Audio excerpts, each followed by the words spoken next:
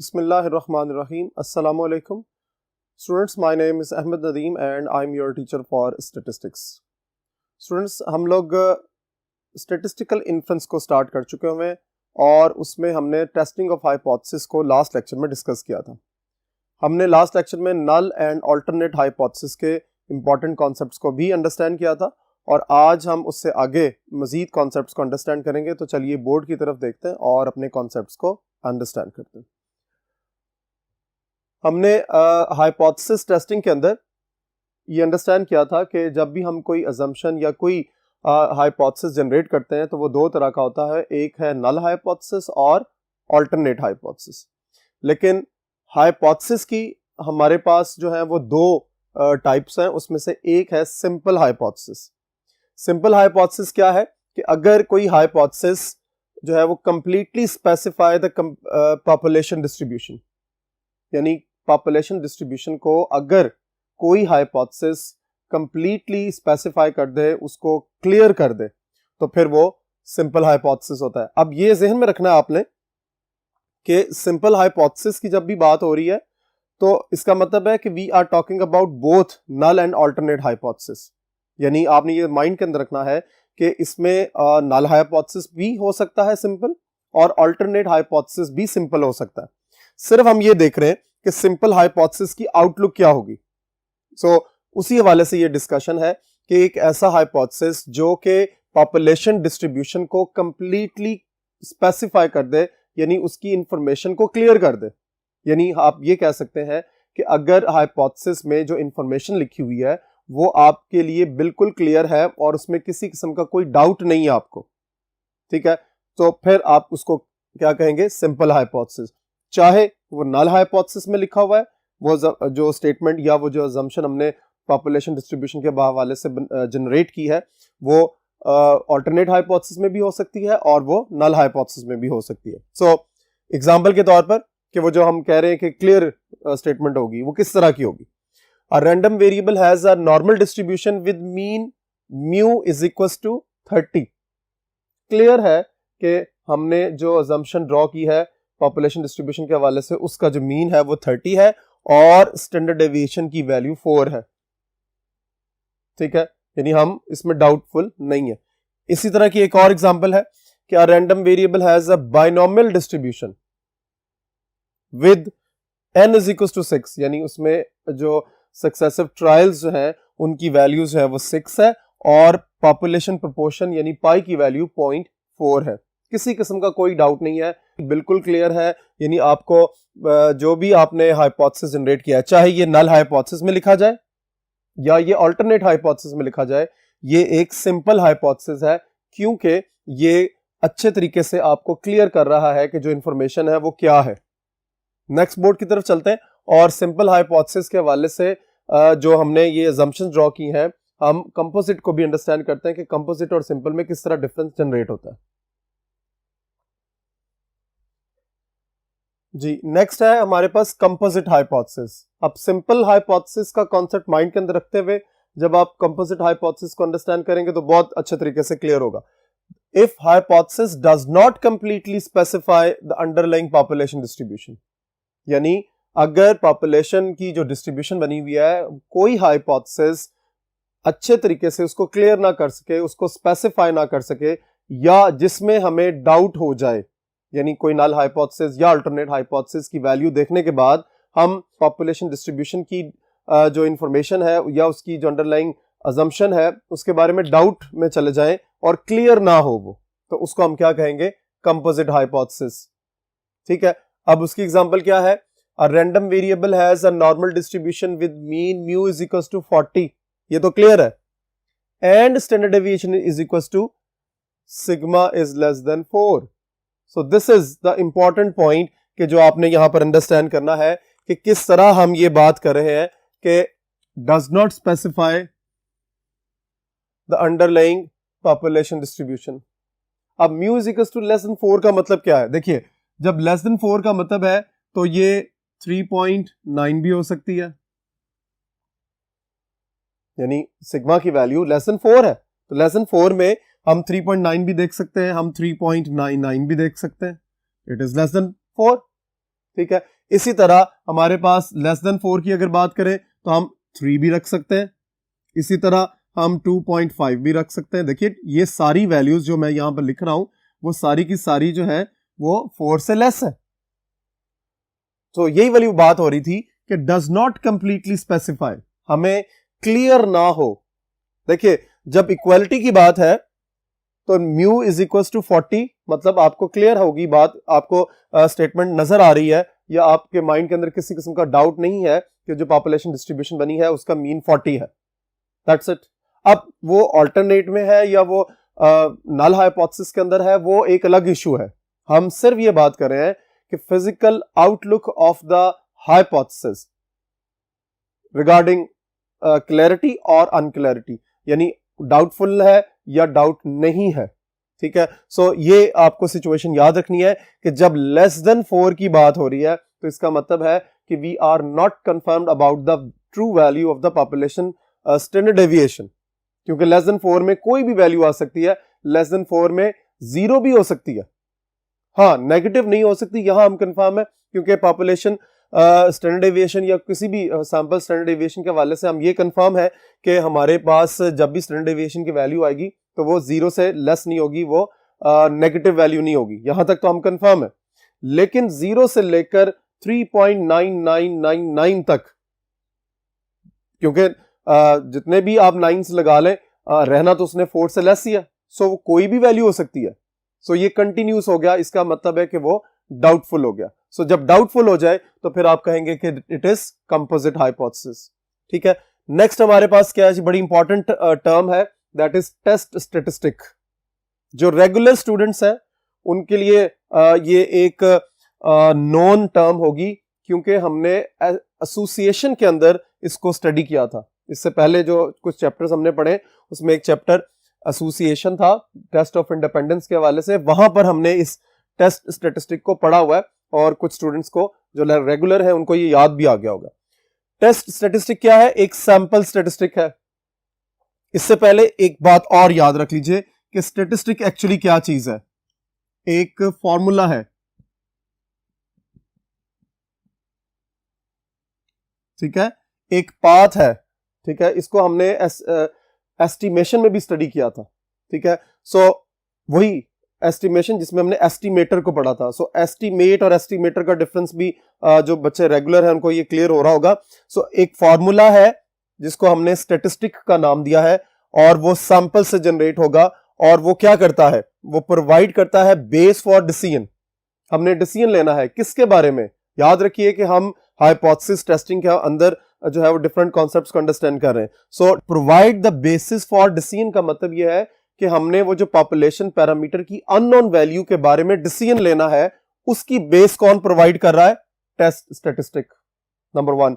फिर उसके बाद वेदर और not null hypothesis should be rejected, यानी अब याद रखिए कि ये जो टेस्ट स्टैटिस्टिक है, ये जो फॉर्मूला है, ये जो पाथ है, जो रास्ता है, वो हमें ये भी बताने की कोशिश कर रहा है कि हम नल हाइपोथेसिस को रिजेक्ट करने की तरफ जा रहे हैं या नहीं जा रहे।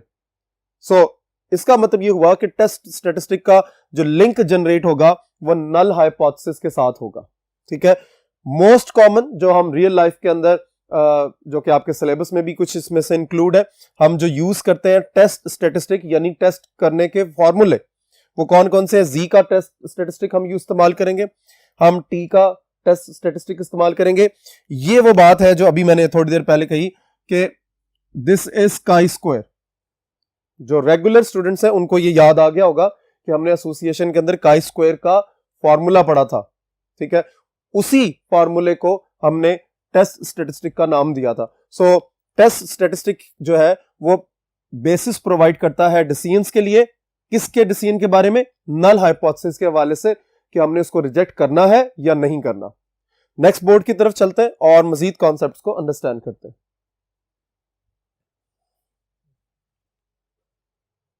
नेक्स्ट हमारे पास टर्म है रिजेक्शन रीजन। देखिए आपको सीक्वेंस जनरेट करना पड़ेगा, ये अभी लास्ट लेक्चर में भी और इस लेक्चर में भी हम डिफरेंट टर्म्स को अंडरस्टैंड करें। अगर ये टर्म्स आपने साथ साथ क्लेरिफाई कर ली, कॉन्सेप्ट्स को जनरेट कर लिया, तो इंशाल्लाह इसकी जो न्यूमेरिकल कैलकुलेशन के हवाले से जो कॉन्सेप्चुअल पॉइंट्स हैं वो भी क्लियर होंगे। सो रिजेक्शन रीजन क्या चीज है, a region specifies a set of values of test statistic, यानी इसमें भी टेस्ट स्टेटिस्टिक इन्वॉल्व है, नंबर 1 ये बात याद रखनी है, और उसकी कुछ वैल्यूज हैं, ठीक है। Specifies a set of values of test statistic for which the null hypothesis is rejected. Very important, हमने इससे पहले ये चीज अंडरस्टैंड की कि टेस्ट स्टेटिस्टिक क्या है।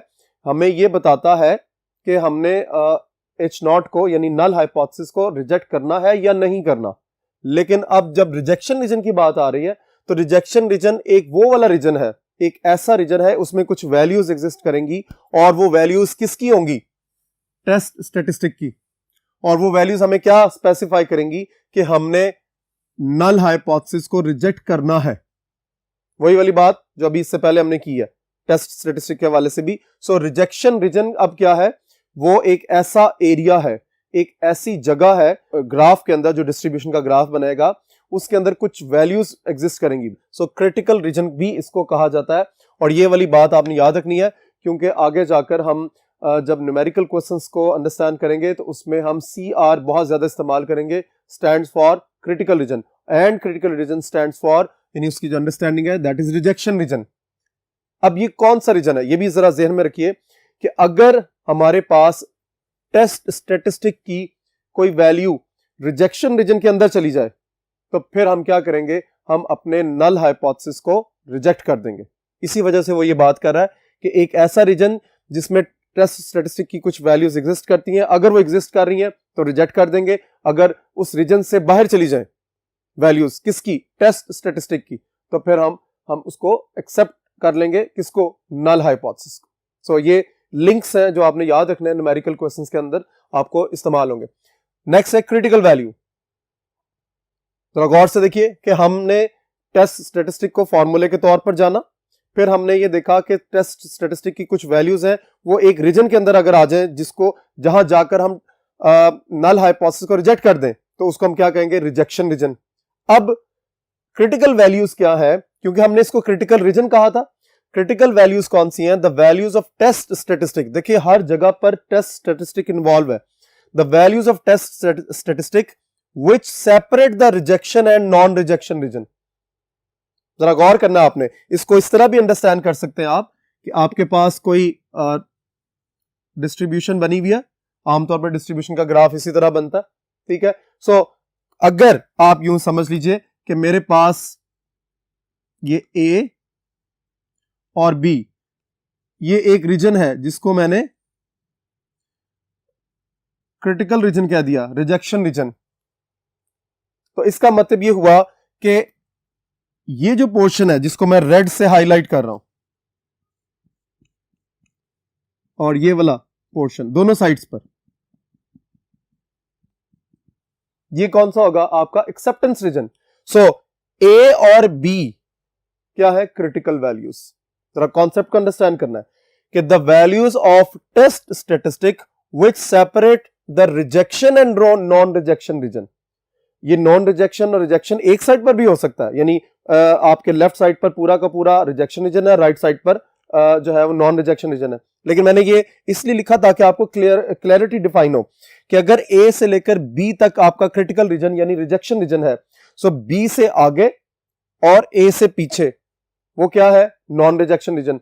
तो ये जो वैल्यूज है A और B, इसको हम कहेंगे क्रिटिकल वैल्यूज, क्योंकि ये आपका रिजेक्शन और नॉन रिजेक्शन रीजन अलग अलग कर रही हैं।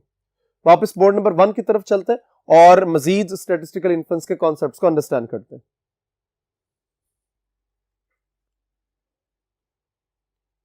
जी, नेक्स्ट हमारे पास टू टेल्ड टेस्ट।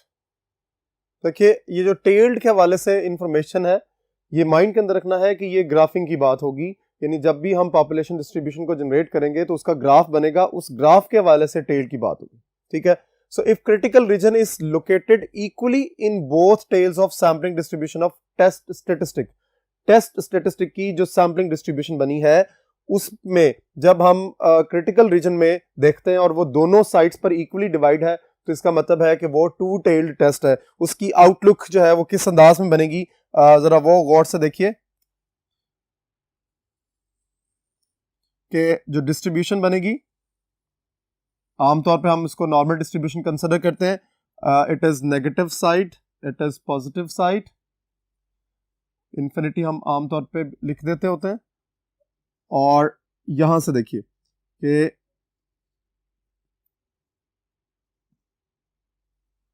ठीक है, अगर मेरे पास गौर से देखिए critical region is located equally in both tails, यानी दोनों टेल्स पे, लेफ्ट टेल और राइट टेल के अंदर जो है वो इक्वली डिस्ट्रीब्यूटेड है, तो यानी उसकी वैल्यू जो है वो अल्फा बाय 2 है।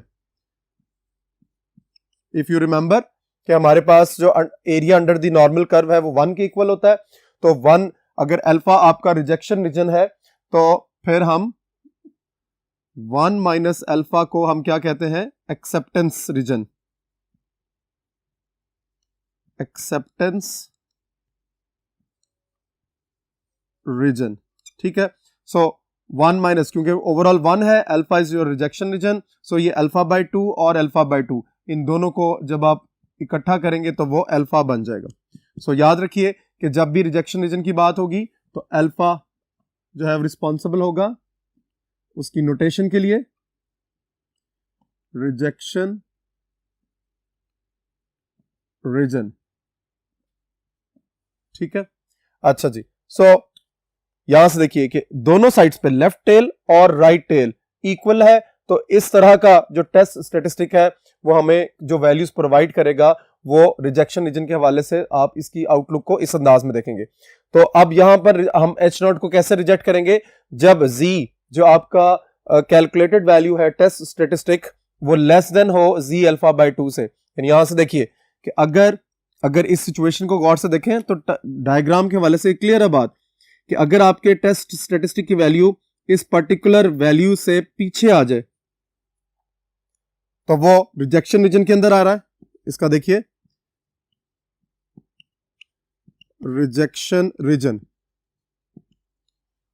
इसी तरह अगर इस पर्टिकुलर वैल्यू को देखें तो यहां पर इस वैल्यू से आगे चली जाए, इसका मतलब है वो ग्रेटर हो जाए।